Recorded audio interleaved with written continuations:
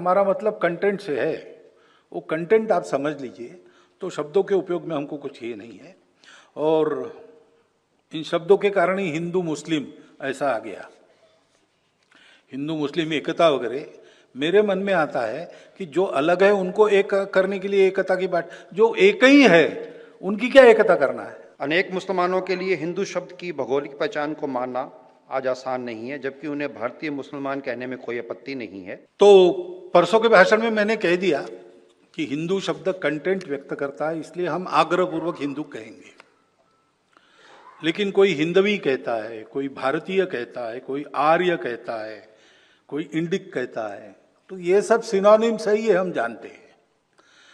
वो भी अगर जानते हैं तो उनके इस शब्द के उपयोग को हम मान्यता देते हैं। हम तो इसको सबको समानार्थी मानते हैं। लेकिन जो कंटेंट मैंने बताया, खासकर सांस्कृतिक कंटेंट, पूर्वज परंपरा, उसको व्यक्त करने वाला एक ही शब्द आज है, हिंदू। इसलिए उसका आग्रह हम रखेंगे। आप भारतीय कहेंगे, ठीक बात, आप जानो कि एक ही बात है और उसी शब्द का उपयोग करो। हिंदवी कहना है, कहो, कोई दिक्कत नहीं। हमको शब्दों के झगड़े में हम नहीं पड़ते, हमारा मतलब कंटेंट से है। वो कंटेंट आप समझ लीजिए। तो शब्दों के उपयोग में हमको कुछ ये नहीं है, और इन शब्दों के कारण ही हिंदू मुस्लिम ऐसा आ गया। हिंदू मुस्लिम एकता वगैरह मेरे मन में आता है कि जो अलग है उनको एक करने के लिए एकता की बात, जो एक ही है उनकी क्या एकता करना है। क्या बदला है? कि पूजा बदली है और क्या बदला है। लेकिन जो डर भर दिया गया कि भाई ये लोग रहेंगे तो क्या होगा बता नहीं सकते। हाँ, इतनी लड़ाई हुई, इतने अत्याचार हुए, इतने कत्लेआम हुए, देश भी टूटा, सावधान रहो।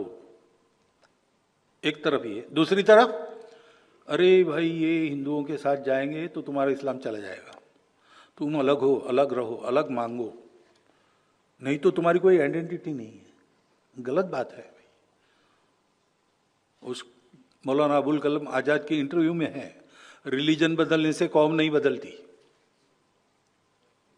और मुझे अरशद मदनी साहब ने बताया था कि उनके चाचा ने भी ये बात कही थी।